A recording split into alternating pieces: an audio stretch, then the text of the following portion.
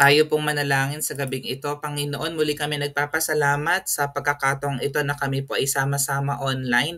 Ang aming pong samot dalangin, Lord God, patuloy na matuto kami sa mga salita na aming papakinggan tonight, magkaroon to ng buhay ng kapangyarihan sa bawat isa sa amin, O Jesus Christ. And we pray, Lord God, na katulad nga ni Samuel, magkaroon kami ng listening heart, Panginoon, at ma-apply po namin ito sa amin po mga buhay. Sa inyo, Lord God, ang papulit pagsamba sa pangalan ni Jesus. Amen. Ang pag-aaral po natin tonight sa ating topic 169, The Samuel Generation, a Listening Servant. So meron po tayong tatlong main verses na pagtutuunan tonight. Yung 1 Samuel chapter 3 verse 10, verse 19, and verse 21. Sabi po ng 1 Samuel chapter 3 verse 10, si Yahweh ay lumapit kay Samuel at muli itong tinawag. Samuel, Samuel, sumagot si Samuel, magsalita po kayo, nakikinig ang inyong lingkod.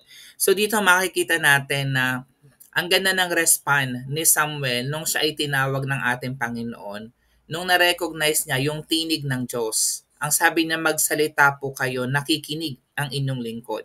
So it's also a call for us na kapag tinawag tayo ng Lord, dapat andun yung heart natin to listen kung ano yung gustong sabihin ng Lord sa bawat isa po sa atin.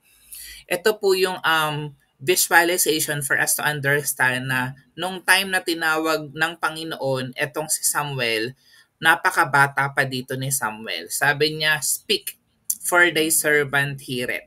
So regardless kung ano po yung age po natin, kapag napakinggan natin yung tinig ng Diyos, merong pinapagawa ang Lord po sa atin. Katulad ni Samuel, magkaroon po tayo ng puso na makinig sa sinasabi ng Panginoon. Sa 1 Samuel 3:19 naman, sabi dito, habang lumalaki si Samuel, patuloy siyang pinapatnubayan ni Yahweh at nagkakatotoong lahat ng sinasabi niya. So napakaganda, no? So si Samuel during that time, napakinggan niya yung tinig ng Panginoon, and then the Holy Spirit, the Lord God is with him, andun yung guidance ng Panginoon. And since he's also a prophet, lahat ng sinasabi niya, it come to pass in God's perfect time.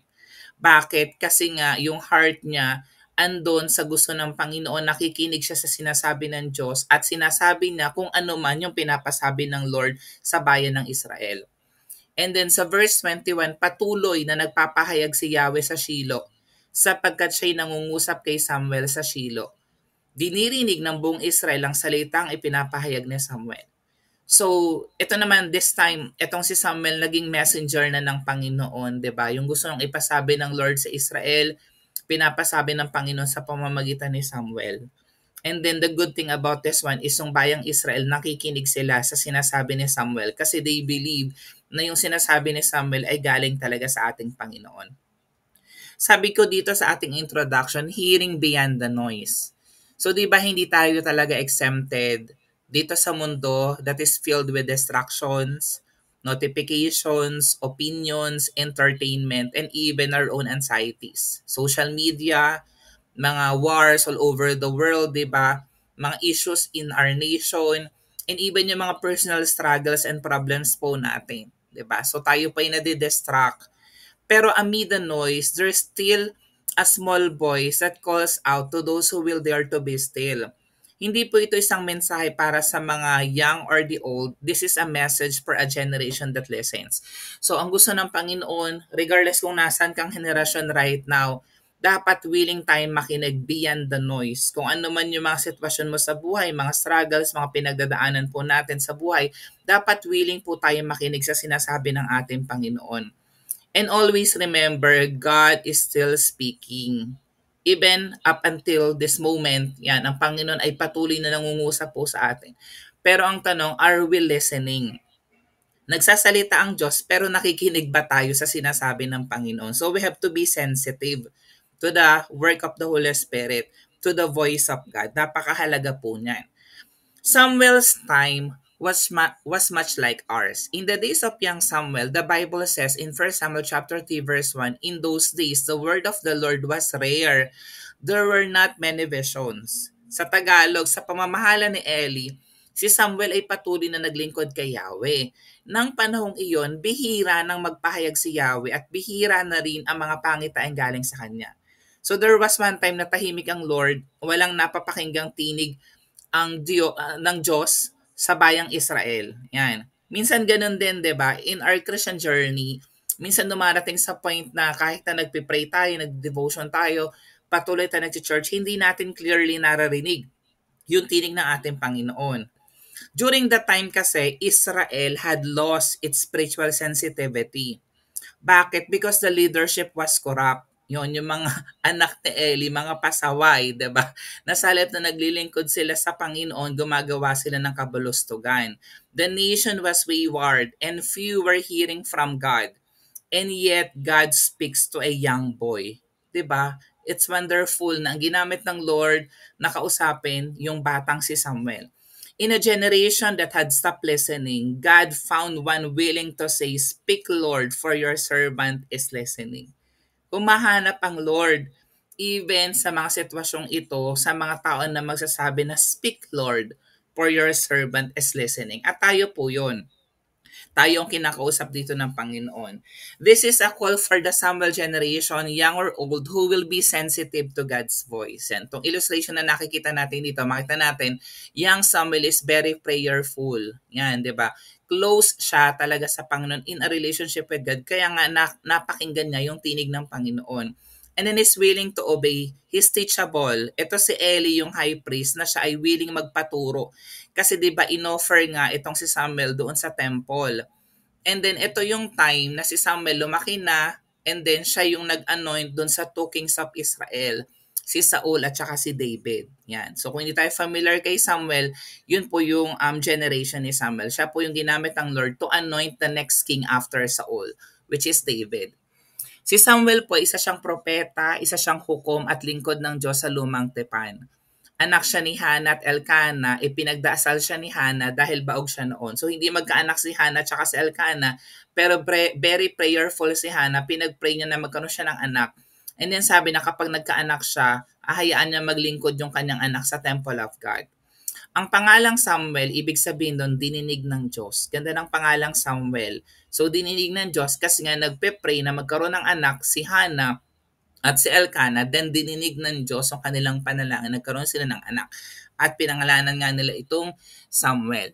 So, nangako si Hannah na ialay si Samuel sa Diyos kung siya'y pagkakalooban ng anak. And it come to pass, ginawa nga niya ito ni Hannah nung siya po ay nagkaanak na. Bata pa lang si Samuel ay iniwan na siya ni Hannah sa tabernakulo upang maglingkod kay Eli, ang matandang pare. So during that time, it was Eli, the high priest. Yan. And then doon nga si Samuel dinala kay Eli para maglingkod sa temple of God. Isang gabi, 3 beses siyang tinawag ng Diyos. Sa ika-4 sinabi niya, magsalita po kayo, nakikinig ang inyong lingkod. Nang siya'y tinawag ng Diyos, take note, hindi pa niya lubos na kilala ang tinig ng Panginoon. Diba? Kasi syempre first time niyang mapakinggan. Sino ba ang tumatawag sa kanya? Umabot ng hanggang ika-4 na beses, diba? Pero sabi dito, handa siyang makinig at sumunod. So minsan may mga sitwasyon din ng buhay natin na tinatawag naman talaga tayo ng Lord for a ministry, to attend Bible study, to attend church. Diba minsan uncertain tayo, hindi natin alam what to do. Pero katulad ni Samuel, sana magkaroon tayo ng puso na handang makinig at sumunod sa sinasabi ng Lord, and the rest will follow. Very young pa dito si Samuel, pero alam niya na dapat siyang makinig at sumunod nung naintindihan niya na ito pala'y tinig ng Diyos. Ipinahayag ng Diyos kay Samuel ang hato laban sa pamilya ni Eli dahil sa kasamaan ng kanyang mga anak. So ito makita natin mamaya na si Samuel yung ginamit ng Lord na messenger para yung sabihin sa family ni Eli ano yung magiging future nila dahil nga sa kasamaan na ginagawa ng mga anak ni Eli. Si Samuel ang nag-anoint kina Haring Saul at Haring David, 2 mahalagang pinuno ng Israel. So ano po yung aral na pwede nating makuha sa buhay ni Samuel? Ang pakikinig sa tinig ng Diyos ay mahalaga sa paglilingkod. So when we are serving the Lord, kailangan we listen. Ano ba yung gustong ipagawa ng Lord? We have to be sensitive to the voice of God. More than just yung gusto natin gawin, kailangan angkla ito sa gustong ipagawa ng Panginoon. Ang katapatan ng magulang tulad ni Hannah ay may pangmatagalang epekto sa kaharian ng Diyos. Kaya kung ikaw meron kang family, may mga anak ka, yan, meron tayong attendees dito na may mga anak, father. So napakahalaga na nililid natin yung ating mga anak na sila po ay makakilala rin sa Diyos. And if you're faithful to God, the rest will follow also to the next generation. Si Samuel ay halimbawa ng buhay na inialay mula pagkabata hanggang katandaan sa kanyang paglilingkod. Sino naman yung mga anak ni Eli at ano ba yung mga ugali ng mga anak ni Eli? Sila po ay sina Hophni at Phinehas. So sila yung dalawang anak ni Eli. Sila rin po ay pare sa tabernakulo. Ngunit tinawag sila mga anak ni Belial kasi wala silang takot sa Diyos at lapastangan sila sa kanilang tungkulin. Gumagawa sila ng kasamaan sa templo, kinukuha yung part ng offering na hindi naman para sa kanila. 'Di ba? That is intended for God. Pero at saka nakikisiping sila sa mga babaeng naglilingkod sa tabernakulo. So nung chinek ko, in-study natin to, hindi naman binanggit yung eksaktong edad nila. Pero malinaw na sila ay nasa hustong gulang na at may posisyon ng otoridad. So di ba alam natin, it was Samuel na naroon din sa temple, si Eli yung high priest, meron siyang dalawang anak, pero yung dalawa ng anak pasaway, si Hophni at saka si Phinehas. So yung ginagawa nila, kinukuha nila yung magagandang part ng offering. And then yung nakikita natin dito on the other side, ito na ngayon nag-prophesy si Samuel. Then nangyari na yung dalawang anak ni Eli namatay sa labanan, si Hophni at saka si Phinehas. Then nung napakinggan yun ni Eli, nalaman niya na namatay yung kanyang dalawang anak, namatay na rin si Eli. At dahil doon, natapos yung lineage ni Eli. Si Eli po ay mula sa lahi ni Aaron. So isa po siyang Levita at may karapatang maging pari. Si Samuel, hindi po siya mula sa lahi ni Aaron. Siya po ay mula sa tribo ni Ephraim. Ngunit inilaan sa Panginoon bilang Nazareo. Pag sinabing Nazareo, isang special na panata ng kabanalan. So during that time, in the Old Testament time, pag inoffer ka sa Lord, sinabing Nazareo ka, hindi ka nagpapagupit ng hair. Yan, katulad na nangyari kay Samson, di ba? Yung anointing ng God nasa kanya, dun sa kanyang hair. Bagamat hindi siya Levita, pansinin mo dito, pinili siya ng Diyos bilang propeta tukom dahil sa kanyang puso ng pagsunod. Yan, hindi dahil sa lahi, kundi sa puso. Si Samuel ay naging tapat, masunurin at bukas sa tining ng Diyos. In the same way, ganun din tayo. Maaring hindi ka naman talaga from lineage or generation ng mga nagsiserve talaga sa Panginoon, mga pastors and so on. Pero dahil sa puso mo, tinawag ka ng Lord. Samantalang si Hophni at Phinehas ay nagsamantala sa kanilang posisyon. At si Eli naman, naging matigas din yung ulo niya, hindi niya pinagsabay ng kanyang dalawang mga anak. Kaya nga nangyari, natapos yung henerasyon nila. Kaya sinabi ng Diyos, pararangalan ko ang nagpaparangal sa akin, ngunit hahamakin ko ang humahamak sa akin. Ito po isang paalala na hindi sapat ang posisyon, hindi po sapat ang lahi, ang Diyos ay tumitingin sa puso ng tao. So pinili ng Diyos ang masunurin, hindi lang ang marunong. Again, the Lord qualifies those who are willing to obey more than our credentials, diba? So kaya kailangan andun yung heart natin to listen. So 5 points that we needed to ponder. Number 1, the call is personal. Always remember that the Lord God knows your name. Lahat ng attendees natin tonight, the Lord God, alam niya yung pangalan ng bawat isa po sa atin. God didn't send a scroll or an angel. He called Samuel by name. In every generation, the Lord God also seeks individuals to walk with Him personally. Di ba? Katulad ni Moses, ni Mary Magdalene. Di ba? Sabi dito sa Exodus chapter 3 verse 4, Moses, di ba? Sa Juan chapter 2 verse 16 kay Mary Magdalene, Maria, sabi ni Jesus. Sa point lang po dito, kilala ng Lord tayong lahat personally. God knows our name. At kapag tumawag ang Lord, tatawagin niya tayo in our name. Pero magandang matutunan natin yan. Sana kilala tayo ng Diyos. Pag sinabi kong kilala tayo ng Diyos, nagko-communicate tayo kay Lord. Meron tayong intimacy with God. Maayos yung prayer life natin, yung ating communication with God. Yung point to natin, a listening heart begins in humble surrender. So katulad ni Samuel, gusto ng Lord na magkaroon tayo ng humble heart to surrender to God. Kaya sabi niya, diba, speak, for your servant is listening. Hindi niya sinabing, I'm ready to perform. Kaya ko na yan. I already know what to do. Pero pinosisyon niya yung kanyang puso as a servant, fully surrendered sa kalooban ng ating Panginoon. Ang example niya, yung katulad ni Solomon, di ba, he asked for a listening heart. And even si Jesus, sabi niya, not my will, but yours be done. Sabi dito ni Solomon, bigyan po ninyo ako ng karunungan kailangan ko, 'di ba? Sa pamamahala at kakayahang kumilala ng mabuti sa masama. So andun yung humility na siya ay gusto niyang bigyan siya ng wisdom ng ating Panginoon kasi alam niya na hindi na kayang pamunuan. Bagamat maring sabihin natin tinuruan siya ng kanyang amang si David, Pero andun yung kanyang humility na kailangan niya ng wisdom coming from God. And even the Lord God Jesus Christ, ano sabi na, huwag ang kalooban ko, kundi ang kalooban mo. So, ang hirap niyan, ang lalim niyan, kasi ibig sabihin, we are fully surrendered to God. Kapag sinasabi natin na hayaang mangyari yung kalooban ng Lord, hindi yung sarili nating diskarte, sarili nating plano. Yung point number 3, listening leads to obedience. The more that we listen to the voice of God, the more na magkakaroon tayo ng heart to obey Him. The Lord was with Samuel as he grew up, and let none of Samuel's words fall to the ground. So Samuel didn't just hear God, he carried out God's word with faithfulness. That's why the Lord God entrusted him with more. 'Di ba? Just like si Noah, si Joseph, 'di ba? Ang tindi ng obedience na ginawa ni Noah, 'di ba? He obeyed God's voice to build the ark with no rain in sight. 'Di ba? Magtataka ka kung ikaw 'yun, bakit ako gagawa ng arko?